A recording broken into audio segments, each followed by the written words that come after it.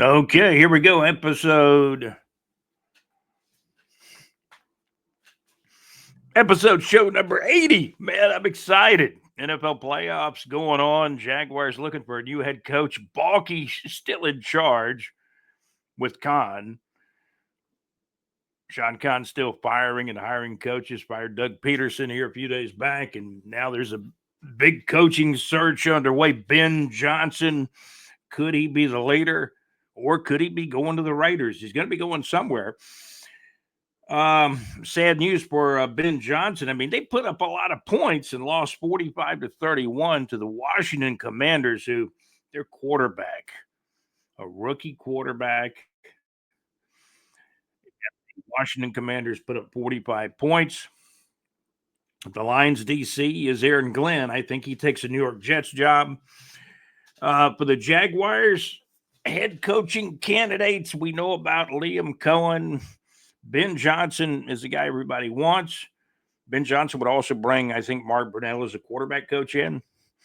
Then you got Tom Brady out there trying to persuade Ben Johnson to take the Raiders job because Tom Brady has an interest in the Raiders. I think it's a financial interest. Does Tom Brady own part of the Raiders now?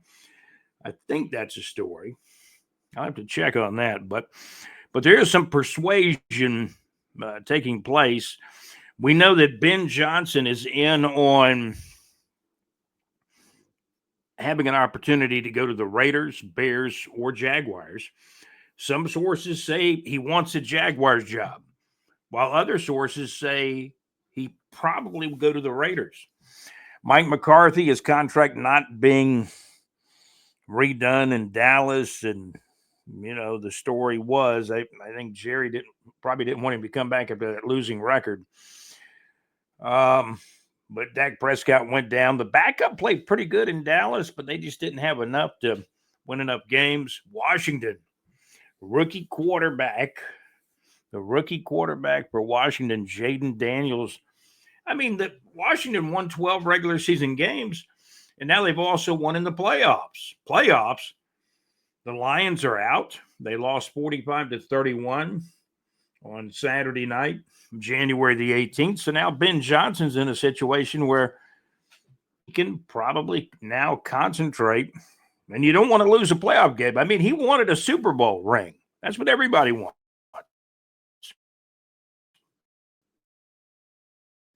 But he was a rumor that Ben Johnson, if he didn't really get the opportunity he wanted as a head coach, he might go back to the Lions for another year. John Gaylor told me that when Ben Johnson leaves, the head coach of the Lions said, hey, leave a few plays here. Leave some of those plays here with us. The head coach of the Lions, man, he's quite a character. And they had a great season. I mean, can you imagine going 15-2 in the regular season and then getting beat in the playoffs? This was a division round. Now what? They're going to be down to 4 teams now, right? So we're not drinking the Kool-Aid. We are drinking the coffee from the BigJReport.com coffee mug. So the Jaguars are in a situation where they're going to hire coach soon. I don't think it'll be as long as the over 30 days it took to hire Doug Peterson. Then Sean Khan fires Doug Peterson after hiring him 3 years ago. I think this time around, and I'm going to say something in defense of Sean Khan. I don't often defend Khan, and I really don't defend Balky as much as Khan. But I think there's more candidates. There are more high-profile and successful candidates perhaps this time around. Aaron Glenn, I mean, the Commanders put up 45 points on his defense, but I think Aaron Glenn's a really good coach. I think he'll take the Jets job. He used to play there. I had Aaron Glenn's football card when I was a kid. Well, no, I was probably a teenager then, or maybe even in my 20s. It was several years ago. Maybe I was in my 30s. I've collected cards a long time as a kid and an adult. How about that? let's take a look at. I want to take a look at Aaron Glenn because he's been interviewed by the Jaguars. He's still a candidate, but most people feel, based on the situation, is that the Jaguars are looking for probably an offensive guy because of Trevor Lawrence and turning Trevor Lawrence around. Something I did not remember. I did not remember this, and I should have. There was a TV sports guy, I can't remember his name, but he brought up the fact that Aaron Glenn played for Jacksonville briefly as a player. And that's true. I'm looking at Aaron Glenn's resume, if you will. He did, as a player, played for the Jacksonville Jaguars briefly in 2007, but he played for the Jets longer than anywhere else, from 1994 to 2001. And that would have been that area where the Jacksonville Jaguars got the franchise and started playing real games in 1995, regular season games, and of course the Expansion Bowl, which was a Hall of Fame game back in 1995. The first game the Jaguars ever played was a preseason game, and they actually lost to the Carolina Panthers. Carolina Panthers and the Jacksonville Jaguars eventually made it to the playoffs in year two in the 1996 season. Aaron Glenn played for the Jets from 1994 to 2001, and I think they got the best years and the prime years from Aaron Glenn. Glenn played for the Houston Texans. I guess about the time the Texans franchise started, Aaron Glenn played for Houston from 2002 to 2004. Aaron Glenn was a member of the Dallas Cowboys, 2005, 2006. He briefly had a stop or stint here in Jacksonville as a player in 2007. Then he finished his career in 2008. Now, the thing about Aaron Glenn, he's paid his dues. He was an assistant. Listen to this now. He was an assistant defensive backs coach with the Cleveland Browns, 2014 to 2015.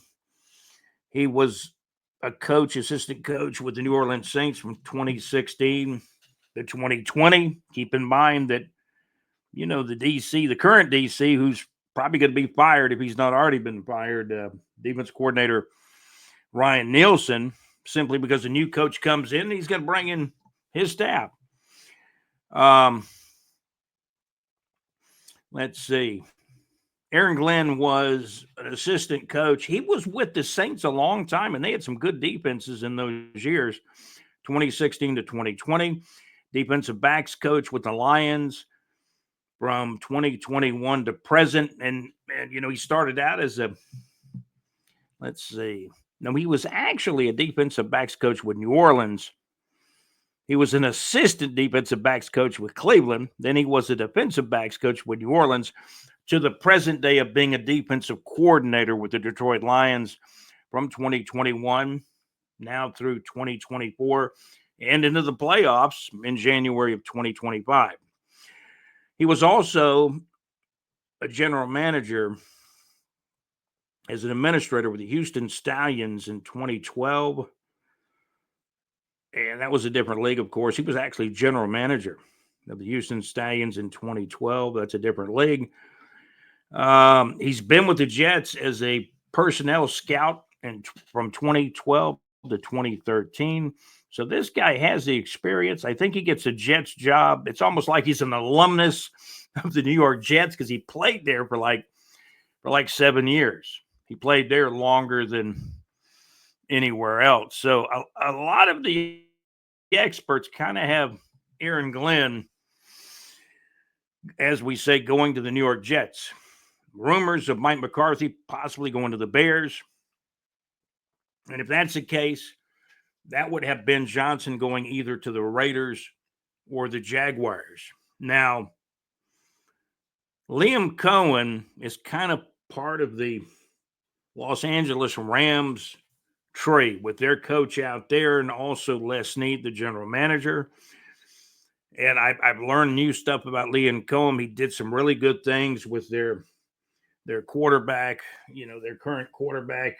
As you know, the Tampa Bay quarterback he kind of rose from the ashes, the last couple of years. And And so he's done some good things. Liam Cohen, and when you talk about keeping him, you talk about a guy that Baker Mayfield's a guy he's helped to resurrect his career out in Tampa Bay, the offensive coordinator, Liam Cohen. And he is really one of the big candidates. Let's see, we got some news coming in from the National Football League. Let's see. Okay, looks like Jets interim head coach Jeff Ulbrich is set to receive the Falcons defensive coordinator job. So there's some things going on around the National Football League. NFL scores from the playoffs. We still got to go back and check the stats of the Jaguars' last game. 26-23, they lost in Indianapolis against the Colts. I don't think I'm going to talk about the stats on this episode, but probably on the next one.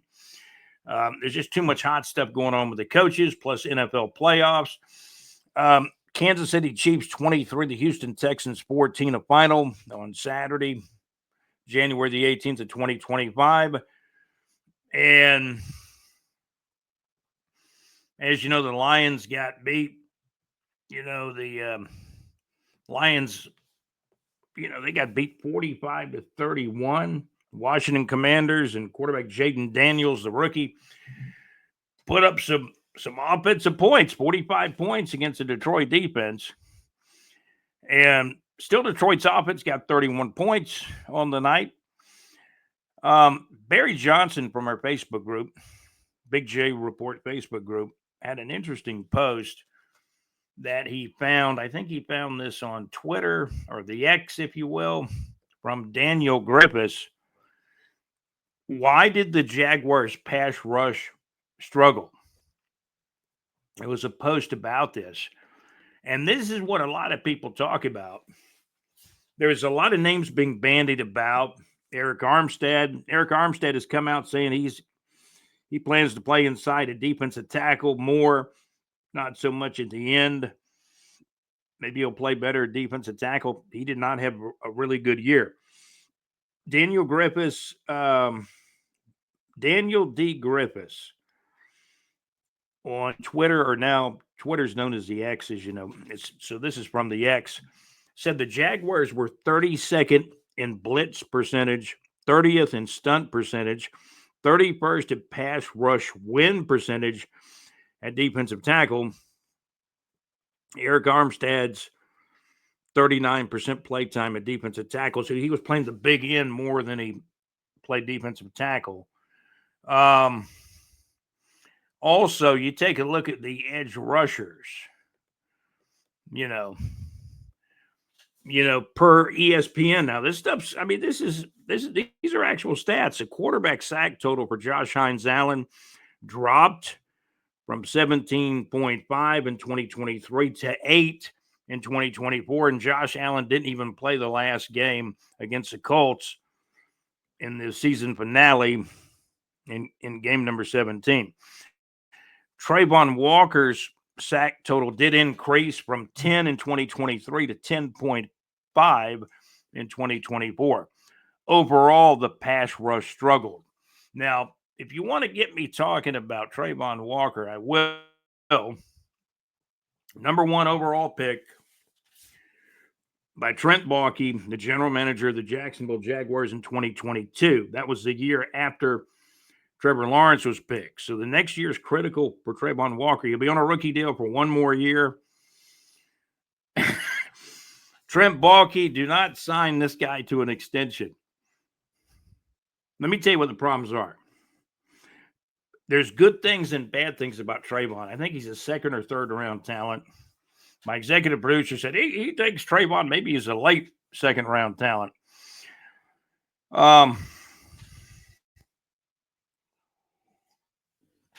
The problem, as I see it, and I've watched a lot of football since the early 70s, and I've isolated on watching Trayvon on a lot of plays when the Jaguars are on defense. Yeah, he's got 10.5 sacks, got 10 last year, 10.5 this year. That is the good. 10 sacks in 2023, 10 and a half sacks in 2024. But you got to remember, this guy's he's on the front of the line. He's playing defensive end or outside linebacker, if you will, one of the edge guys. Now, I did see in defense of Josh Hines Allen, I did see him a few weeks ago run from his right side spot and make a tackle on the left side spot. We got to see more of that from Josh Hines Allen. Everything is not bad with Josh Hines Allen at all. He got the big bag of money. So what happened? Why did his sack total go down? He got the money. Did the effort drop? I didn't really see an effort drop from Josh Hines Allen. Maybe teams were going away from him some. I did see Trayvon Walker. My problem is probably more with Trayvon Walker, although Josh Allen should be more of a tackling machine. And yes, the sack total from 17 and a half down to 8 is a big difference, right? It's kind of like baseball. You know, when you're a kid coming up and you're studying batting averages of baseball players, and later on you hear from a guy named Bill James and the Moneyball movie, hey, it's really more on base percentage than batting average because there's more than meets the eye. And that's why I mentioned some of those stats that Barry had posted on the in the Facebook group, the BJ Report Facebook group. The 32nd in blitz percentage, 30th in stunt percentage, 31st in pass rush win percentage at defensive tackle. Eric Armstead's 39% play time at defensive tackle, which Armstead came out now in the last day or two and said he wants to play more at defensive tackle than on the big end, and he thinks he'll be more effective that way is kind of how I saw that and read that. Hines Allen, as you know, the effort. I saw defenders, and these were mainly the first round guys. Lloyd, Hines Allen, who was not drafted really by Trent Baalke. He was more of a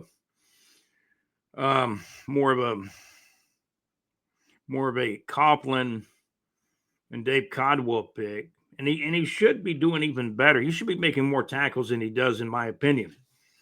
But you do have Olakon. I guess there's only so many tackles to go around. Olakon makes a lot of tackles at linebacker. He got the money, and he earned his money. I think Olakon, or however you pronounce his name, Boysaid Aloakon, he earned his money. He's always in the top in tackles on the Jaguars and in the NFL. Allen, yeah, he's an edge player, and he's been here all the time. He had 17 and a half sacks last year, but only 8 this year. He should be the leading sack guy. Trayvon did fall into some sacks. He got 10 and a half. Give him credit. I think he should be probably playing more inside, maybe defensive tackle. He's big, strong, and here's a problem. I'm going to give you, for instance, the last Texans game that I watched, I really followed. And I'm not trying to pick on the guy. Maybe I am. He's a number 1 overall pick, but he's probably a second or third round talent in reality. He's a big guy. He's fast. I don't know about the lateral movement. That's a key thing with playing defense. I can go over the stats. How many tackles did Trayvon get? Trayvon is just not creating havoc like a number 1 overall pick you would think would do. Or would provide for a team. I think there needs to be more havoc out of Trayvon, if that's possible. More havoc. He needs to cause more havoc on defense more often. That's what I'm saying. I'm watching the Texans game. What's the other thing I say about Trayvon all the time? I'm going to throw the effort tag on Trayvon. We need to see more effort out of him. I saw defenders going half speed, 3/4 speed, but that's what I think I saw. In the Texans game, and again, before I talk about the Texans game, Trayvon Walker needs to be drafted number 1 overall. He needs to create more havoc on defense. Not just havoc. The word I'm looking for is domination and dominating on defense. So I'm watching the Texans game, and I've mentioned this before in past podcasts, I believe, if you go back and check some of the older podcasts. I'm watching Laramie Tunsil, and I asked people, I said, man, he must be all pro. He must be one of the best offensive tackles in the National Football League at left tackle because, and now keep in mind, the Texans got beat in the playoffs. Playoffs? They did. They got beat in the playoffs already. They're out. The Texans are out, right? They got beat by Kansas City. And so, and I can check the score again. Let's check the scores real quick, but I want to talk about Trayvon Walker and Laramie Tunsil. I mean, Kansas City beat them. Now they got Mahomes, and they had some guys. They blocked a they blocked a field goal too. The Houston kicker did not have a good game. I think he missed like I think he missed 2 field goals, right? At least 2 or 3 field goals. He missed 2 field goals and one got blocked, I believe, toward the end of the game. So I'm pulling up the scores. Let's see. You can go to our X account, Scott Mullis at Big J Report Scott. Follow us on Twitter or the X, Scott Mullis at Big J Report Scott. Please do that. We got a few hundred followers on there. The Kansas City game. By the way, in NFL football, the Jacksonville Jaguars coaching search continues. The Jags virtual interviews. Liam Cohen already interviewed now. Also Ben Johnson, Aaron Glenn, Steve Spagnuolo, the defensive coordinator for Kansas City, and they had a good game against Houston. And a few other interviews now. Joe Brady's been interviewed. He's the OC with Buffalo, I believe. Conan Balky doing the interviews. And let's see, I had the Kansas City score up here, right? Okay, the Kansas City score. Here we go. NFL football, AFC playoffs, Kansas City Chiefs 23, Houston Texans 14, the final on Saturday, January the 18th. And again, the Washington Commanders behind their rookie quarterback, Jaden Daniels, who really played masterful football. And they've stacked up a lot of wins. They had 12 regular season wins, I believe. And the Washington Commanders knocked the Detroit Lions out of the playoffs. The Lions went into the playoffs with a 15-2 record, and they were the division champions of the NFC North Division. But again, Jaden Daniels and the Washington Commanders knock him out. They outscored Detroit 45-31 in the divisional playoffs. This is episode show number 80 of the Teal Shirt Report podcast. What popped into my mind with number 80 had to be Kyle Brady. I seen Kyle drop a pass now and then, but he was a darn good tight end out of he played at Penn State, right? Kyle Brady played with the Jets, the Jaguars. And the reason why I bring old Kyle Brady, I've met Kyle Brady in person before. I met him down in Atlantic Beach. He's a nice guy. He's a super nice guy. He wore number 80. I remember he dropped a pass one time, and I shouldn't have said what I said. I think I called Brady to some friends, but Butterfingers Brady. But he was good. He was a guy that Tom Coughlin wanted. He could block and catch. And everybody drops a pass now and then, right? You don't want to drop one in the end zone, though. I think Brady had dropped a couple of them in the end zone a couple of times, but he was a good football player. Kyle Brady. I've met him in person. Kyle, I apologize for saying that about you one time. He was a great player. We rooted for him. And any of these Jaguars guys, if we have anything disparaging to say, we're still rooting for every last one of them wearing the teal, black, and gold. Okay, the story with Trayvon Walker is this. I'm watching the Texans game, and I'm watching him. He cannot get off a block from Laramie Tunsil. He just cannot get off the block. Tunsil looked like the greatest offensive tackle, the greatest left tackle in the National Football League when he was blocking Trayvon Walker. He had Trayvon so frustrated in the first quarter and a half of the game. By mid to late second quarter, I'm seeing Trayvon Walker going around to the middle and trying to come up the middle to get through the line. He could not get around Laramie Tunsil. And Trayvon Walker has, if he's going to be a defensive end edge, outside linebacker type, he's got to be to get off those blocks better. He did have 10 and a half sacks. Somebody had to get the sacks, and Trayvon got 10 and a half. I mean, you got a number one overall pick in 2022. Trevor Lawrence was number one in 2021. I think the best draft class the last 4 years was probably 2021. Now, so quickly here, we mentioned that Houston got beat by Kansas City. A lot of people thought they would. The surprise was Detroit losing 45-31 to Washington, to the Commanders in Detroit. Washington Commanders 45, Detroit Lions 31. This is episode show number 80. We'll salute Kyle Brady, super tight end with the Jacksonville Jaguars. Mercedes Lewis had more longevity on him, but Kyle was a super tight end with the Jacksonville Jaguars. So when you talk about great tight ends that have played in Jacksonville, the name's Mercedes Lewis for his blocking ability. Kyle could block too, but he was more of a pass catcher.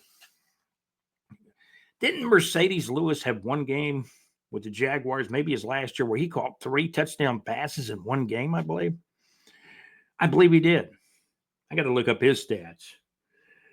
Episode show number 80, the Teal Shirt Report podcast. College football national championship game is, just around the corner on Monday night. This Monday night, January the 20th of 2025. Trayvon Walker just couldn't get around Laramie Tunsil. And that was in a pivotal game. So I told you what I saw. I told you what happened. Laramie Tunsil must be all pro, all world, because Trayvon Walker could not get around him, no doubt. But when you talk about a 12-team playoff, college football, you're talking about Notre Dame, who will be the underdog. Notre Dame will be the underdog against Ohio State. The game is being played in Atlanta, in hot Atlanta, Georgia, and it may be cold up there.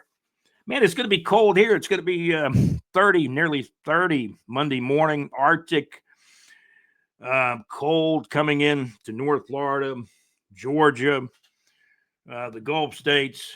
And you may see some snow. You may see some snow in Macon, Georgia. You may see a little bit of dusting of snow in Tallahassee. We're not supposed to get any snow in Jacksonville, but you never know.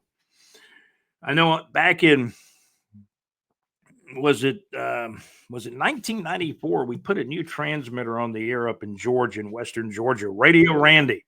Hey, man. He used to always say, well, you going to put the new transmitter in? He said, yeah, man. Hey, man. I miss that guy. He passed away a few years ago. Told me he had Parkinson's, and it was not a good thing. I miss Radio Randy. Man, he was a great guy. Radio Randy Hathaway. I could not have made it through all the things I went through in Western Georgia without Radio Randy. There's no doubt about it. Really good engineer. I had a couple of other engineers too, but Randy, when he came in, he really grabbed the reins. And I miss that guy. I really do. Lost a lot of people in my life. My dad passed away. It's been over 4 years ago now. Let's take a look at, see if the lines changed on this game. Ohio State and Notre Dame. Let me take a look here. It's a championship game. Last I saw, when we checked the lines, Ohio State is hot. They beat Oregon 41-21. They beat Texas, 28-14. So college football, the national championship game will be in Atlanta at Mercedes-Benz Stadium. Notre Dame, Ohio State. Let me see if I can find the latest line on that particular game. You know, there's a lot of sources putting out picks, and a source of ours had Ohio State to cover the point spread.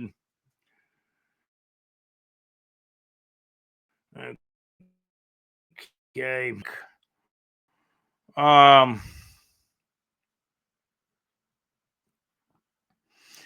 Notre Dame has not been as hot as Ohio State, but this is one of their better teams. And I mean, Notre Dame to get to this championship game, they beat Indiana 27-17. They beat Penn State by a field goal. What was the score? 27-24, I believe. Yeah,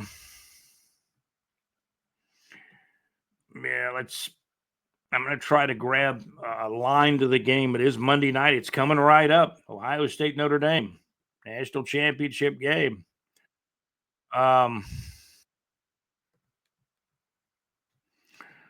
Let's take a look. 8.5 now. I just found someone that says the spread for this game is now 8.5 points, 8.5 points, which makes, and this is for informational purposes only, which makes wagering on it somewhat tricky. It was 9 points. Now it's down to 8.5 points. The source of ours says Ohio State will cover. Man, oh man. So in some circles, it's 8.5. Some circles, it's 9. We have a source says Ohio State will cover the spread. I think Ohio State wins the game, but I wouldn't go so far as pick them to cover. Notre Dame's a pretty darn good football game, and this is absolutely most certainly a huge football game. Who comes to play in the big games? Who turns the ball over more? Who turns the ball over less? And that is the key. That is absolutely the key. Turnovers, apple turnovers, hot apple turnovers are a huge key in the college football national championship. Let's see if I can find some other information we're looking for. Okay. I did see the line a few days ago. Ohio State was a 9-point favorite. Now it appears in most circles it's down to 8.5. That means there's been some, Ohio State and Notre Dame competing for the college football national championship. Both of them big winners in their semifinal games. Buckeyes an 8.5-point favorite. And that is basically their largest spread of the college football playoffs. Game played January the 20th at Mercedes-Benz Stadium up in Atlanta, Georgia. That's what I'm seeing now, 8.5 points. Over under about 46.5 points. Maybe I need to make a note of that. Make a note of that. 46.5 points is the over under. So you got to pick a score. And then you say, well, there's my score. Is it over or under? But it's 46.5 points is the over under. Ohio State now is an 8.5-point favorite. They were a 9-point favorite. So apparently there's been some money on Notre Dame in recent days. So we're talking college football national championship game up in Atlanta. Absolutely up in Atlanta, right? Okay.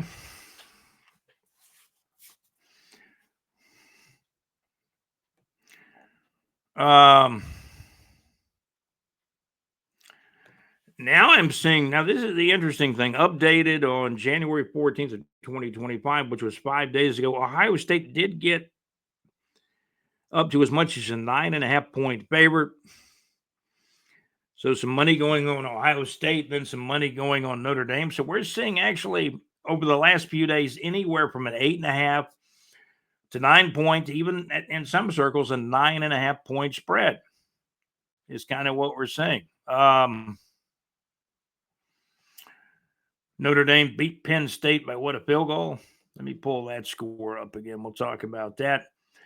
And the key thing for most of us in North Florida, South Georgia, Western Georgia, that pocket of South, Southeast Alabama, is there is no SEC games. There's not an SEC dog in the fight, or a Tide in the fight, or even a Gator in the fight.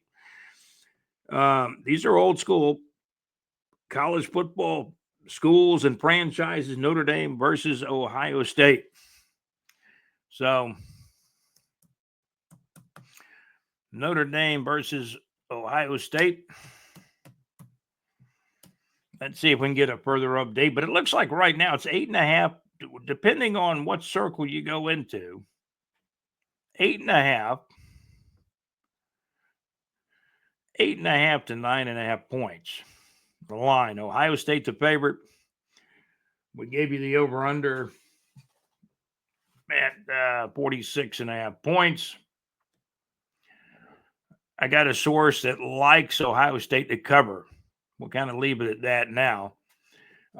Getting close to the game. It's this Monday night, 7:30 kickoff Eastern time in Atlanta, Georgia, at Mercedes-Benz Stadium. Ohio State is hot because they're coming off big wins. They're coming off big wins. Notre Dame is coming off a Notre Dame is coming off a 27-17 playoff win over Indiana in the first round. Then they beat Penn State. That's right. Notre Dame Fighting Irish. Final score, Notre Dame 27, Penn State 24. That was the final score. So when we're talking about point spreads in the college football national championship game, we're absolutely talking about Ohio State a favorite by as few as 8.5 points, some circles 9 points, some circles 9.5 points. Our source, when I saw the 9-point spread, our source said, yeah, Ohio State can cover. So it's very important, if you're, for informational purposes only, if you're taking Ohio State, look for the point spread down lower. Try to get it at 8.5 if you can. I think Ohio State wins, but I'm not sure it's by 8.5 to 9.5 points. I'll leave it at that. I wouldn't gamble on this one. I'll say it how it is. I like Ohio State to win. They could cover, but I'm not saying they're going to cover. I have a source. When the point spread was at 9 points, they thought Ohio State could cover. That means they think Ohio State's probably going to win this thing by 10 points or 2 touchdowns. So that's kind of, how that sits. We talked about Trayvon Walker. I mean, the critical thing for me with Trayvon Walker, when I'm watching him against an elite offensive tackle, he just can't fight off the block. He had a hard time against Laramie Tunsil, to the extent of he had to all of a sudden start going around toward the middle. He was looking for a way to get inside to the quarterback, no doubt. And let me tell you the truth, I'm rooting for this guy. I am rooting for any player in teal, black, and gold. I'm going to tell you something right now. The Jacksonville Icemen are having a great year. They did lose a game here recently, but they're 22-13-2. 47 points, are tied for second place with the South Carolina Stingrays. Florida Everblades at 55 points in first place in the Southern Division of the East Coast Hockey League. Jacksonville Icemen, a great year, 22 wins, 13 losses, and 2 overtime losses. So they're 22-13-2, the Jacksonville Icemen, as part of North Florida Entertainment. Good concerts. Little River Band, we told you about their show coming. Foreigners coming to Northeast Florida as well. Gladys Knight. There's a lot of shows. Go to bigjreport.com. Go to bigjreport.com. Check out the Neighbors 2 section. Scroll it. We've got the concerts, some of the latest concerts coming to the area in the Neighbors 2 section at bigjreport.com. I want to thank our sponsors for your real estate needs. Salsa Realty and Capital, whether it's home, residential, business, or commercial real estate, it's Salsa Realty and Capital in North Florida and surrounding areas. Larry Salser does real estate deals, and he's done real estate deals in Jacksonville, Lake City, Live Oak, Gainesville, a little south of that area and surrounding areas as well. Salsa Realty and Capital. It's a new year. It's 2025. Mad Max and the madmaxmix.weebly.com. Check out Max on Wednesday nights coming up in the, just in a few days from now. The next Wednesday coming up on the calendar. Check out Mad Max and the madmaxmix.weebly.com. The internet radio music request show with Mad Max. He plays primarily classic rock songs, music, pop classics from days gone by. Check out the Mad Max Mix and Mad Max's special mix of music. And he'll play your request too. He'll give you the phone number to text him or call him at right during the show on Wednesday night, 6 to 8 Central Time, 7 o'clock till 9 o'clock Eastern Time, the Mad Max Mix.weebly.com. And JC on Thursday nights, he played the Little River Band for me. It's a long way there. Hey, everybody. Little River Band will be in Northeast Florida in March. And Foreigner is coming to Northeast Florida as well. Foreigner, Little River Band, Gladys Knight, Chicago. That's going to be a huge show. Go to bigjreport.com in the Neighbors 2 section. Scroll the concert listing that we have up, for the dates and the times. Check it out. Sometimes we read them on the podcast, but go up there. It's simple. Go to bigjreport.com and scroll the Neighbors 2 section. We also have weather reports brought to you by Salsa Realty and Capital on our homepage. There's a couple of different areas where we have North Florida weather for North Florida and surrounding areas. We got 4 inches of rain in the west side, Riverside area of Jacksonville, Florida. 4 inches of rain on Sunday morning, January the 19th. Got a report, McClenny, Florida, Baker County. Most areas in Baker County, Florida got close to 4 inches of rain as well. And, there was some lightning and storms. And there was I got a report, there was even a tornado warning a little bit south of St. Augustine Beach, Florida. And let's hope everybody got through the tornadic activity well. It did go off the coast fairly quickly, and at about 7 o'clock in the morning on Sunday morning, January the 19th. Jacksonville Icemen having a great year. We told you, got some good shows. Foreigner, Little River Band, Gladys Knight, all coming to Northeast Florida, Chicago. What a huge group. Go to bigjreport.com. Check out the Neighbors 2 section for the concerts in the area. I want to thank our sponsors, Salsa Realty and Capital, the madmaxmix.weebly.com, and Lake Uvalde Hits, LakeUvaldeHits.com. JC does his show on Thursday nights live from the pub. Special thanks to our executive producer, JC. I want to thank Alex Nunnery. Alex has been covering some JU Dolphins basketball. And thank you so much, Alex. Alex does a great job for bigjreport.com and our Facebook group as well.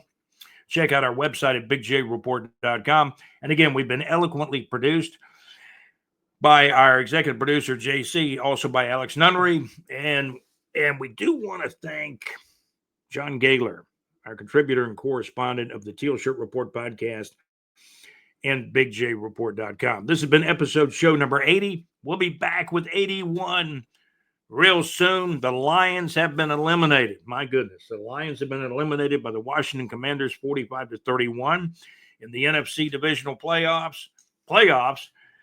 Kansas City still doing it. They're still alive. They knocked the Houston Texans out of the playoffs.